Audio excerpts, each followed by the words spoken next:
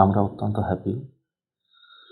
আমার সামনে আমার স্নেহের সিস্টার পাপিয়া পাল ও গ্রাউন্ড কমপ্লিট করেছে। আমরা গর্বিত। আমরা সত্যি পাপিয়াকে নিয়ে ভীষণ আনন্দিত। আমরা দেখেছি মেয়েদের গ্রাউন্ডের কী কন্ডিশন, কী পরিস্থিতি।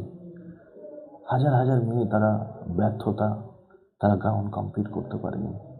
আজকে পাপিয়া সেখানে সফল হয়েছে, গ্রাউন্ড কমপ্লিট করেছে। গ্রাউন্ড কমপ্লিট করার পরে পাপিয়া আজ আমার সঙ্গে মিট করতে এসেছে। খুব ভালো লাগছে। আচ্ছা পাপিয়া, তোমার অনুভূতিটা শুনি। আমাকে খুব লাগে মাঠ কমপ্লিট করার পর। হ্যাঁ আমার মা তো কেঁদেই ফেলেছিল। আমার মা গিয়েছিল, কোনো জায়গায় যায় না আমার সঙ্গে, তো ফার্স্ট টাইম গিয়েছিল। তো আমার মতনই কাউকে একজন দেখেছে, যে মা ভাবছে মানে পড়ে গিয়েছে আর মাঠ কমপ্লিট করতে পারলো না, তো কাঁদছিল খুব। যখন আমার মাঠ কমপ্লিট হওয়ার পর আমি দাঁড়িয়ে আছি, তখন মা আমাকে ডেকে বলছে হয়েছে, আমি যে হ্যাঁ হয়েছে। তখন কতটা খুশি, তখন কেঁদে মানে না আনন্দ চোখে জল আসে, সেটা। ভেরি গুড বাবু, ভেরি গুড।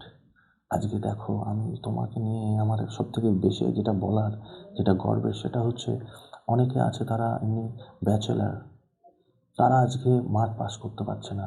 আর তুমি একটা, কোনো সমস্যা নাই তো বললে, একটা বিবাহিত মেয়ে, সেই সংসার শ্বশুরবাড়ি সামলিয়েও আজকে মিশন যাবে প্রতি সপ্তাহে 2 দিন পড়তে আসা, সেই 11টা থেকে 3টে পর্যন্ত ক্লাস করা। আজও ক্লাস করেছে, আজও ক্লাস করেছে। ডাব্লিউপি গ্রাউন্ড কমপ্লিট করেছে, আগামী দিন কেপিতেও আমাকে পাস করতে হবে। তো তার জন্য যাত্রা, পড়াশোনার কিন্তু এখনও শেষ হয়নি, গ্রাউন্ড কমপ্লিট হয়েছে। তাহলে যে মেয়েটা সংসার সামলিয়ে বরের সমস্ত সেবা যত্ন করে চাকরি পাওয়া যায়, তাই আমার মনে হয় হাজারো মেয়ের এক্সাম্পল আমাদের পাপিয়া। পাপিয়াকে দেখে তোমরা শেখো যে মেয়েটা সংসার সামলে আজকে চাকরি পাচ্ছে। তাহলে তোমাদের মতো বাচ্চা, তোমাদের মতো সংসার যাদের নেই, তাদের চাকরি পাওয়াটা কতটা সহজ তুমি মনে করো? অনেক সহজ। কিন্তু আমরা সে ডেডিকেটেড না, আমরা ঠিকঠাকভাবে আমরা চাই না, ঠিকঠাক সিস্টেম মেনটেন করি না, স্যারেদের কথা শুনতে পারি না। তোমার কি মনে হয়, তাই না? সময় থাকতে পারলে না, সময়ের মর্ম বুঝি না, আমাদেরও অবস্থা সেটাই। একদম সময় যখন শেষ মুহূর্তে, তখন আমরা বুঝি ঠিক ঠিক ঠিক সময় চলে যাচ্ছে। ঠিক ঠিক। আচ্ছা পাপিয়া, আমি একটা কথা জিজ্ঞেস করতে চাই। তুমি যে মিশন যোগ ক্লাসরুম কোচিংয়ে পড়ো, তো এখানে তোমার কেমন লাগে?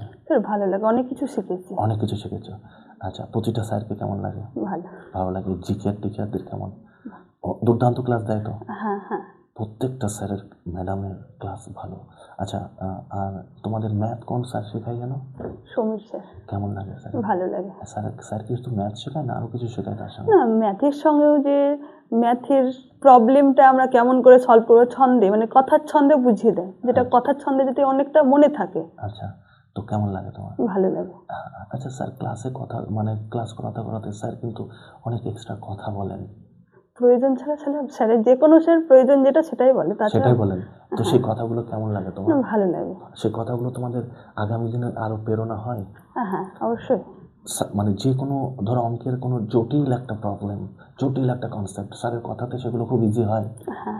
মানে একটা অতি সাধারণ ছেলে মেয়েও পারবে। এটাই তো দরকার, এটাই তো দরকার। শুধু একজন ভালো স্টুডেন্টকে পাস করানো, ম্যাথ বোঝানো তো চ্যালেঞ্জ নয় একটা টিচারের। একটা টিচারের চ্যালেঞ্জ হচ্ছে তাকে সবাইকে পাস করানো, সবাইকে, যে পারে না তাকেও শেখাতে হবে, একদম ঠিক বাবু। তাহলে তোমাকে একটা কথা আমি জিজ্ঞাসা করতে চাই, যারা ধরো ভালো একটা গাইডেন্স খুঁজছে, যারা ভালো একটা কোচিং সেন্টার খুঁজছে, ম্যাথে দুর্বল, রিজনিংয়ে দুর্বল, ইংলিশে দুর্বল, জিকে দুর্বল, তাদের জন্য কি মিশন যোগ একটা পারফেক্ট প্ল্যাটফর্ম হবে? আমার মনে হয় এটা পারফেক্ট হবে। তাহলে যারা বহরমপুর সারাউন্ডিংসে আছে তাদেরকে তুমি মিশন যোগের জন্য সাজেশন দেবে, সাজেস্ট করবে? হ্যাঁ, আমাকে কেউ জিজ্ঞাসা করলে বলবো বহরমপুরে মিশন যোগ আছে, যেতে। আচ্ছা বাবু, খুব ভালো লাগলো। আচ্ছা, আমরা অনেক কথা বললাম, অনেক কথা শুনলাম। সত্যি পাপিয়ার কথা শুনে আমিও ভীষণ মোটিভেটেড। তো আমি যেটা বলতে চাই সেটা হচ্ছে, যারা পাপিয়াকে দেখছো তোমরা, আগামী দিন তোমরাও যেন এই পাপিয়ার মতো তোমরাও পুলিশ হতে পারো। আগামী দিন পাপিয়ার মতো তোমরাও গ্রাউন্ড কমপ্লিট করে হাজারো মেয়ের এক্সাম্পল হতে পারো।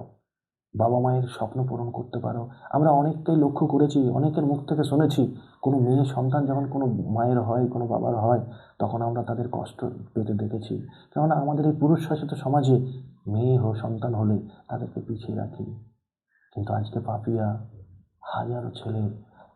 হাজারো ছেলের সমতুল্য।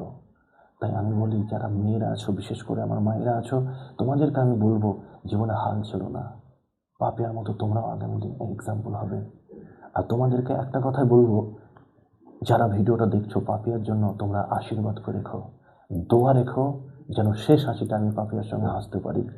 কেননা পাপিয়াকে আমার ভীষণ ভালো লাগে, খুব স্নেহের আমার একজন সিস্টার। আমি চাই ওর জীবনের সার্বিক সাফল্য। আগামী দিন আরও কথা হবে, পাপিয়াকে এটা আমি দেবো না। ঠিক আছে, ঠিক আছে, ঠিক আছে, ঠিক আছে, বসো।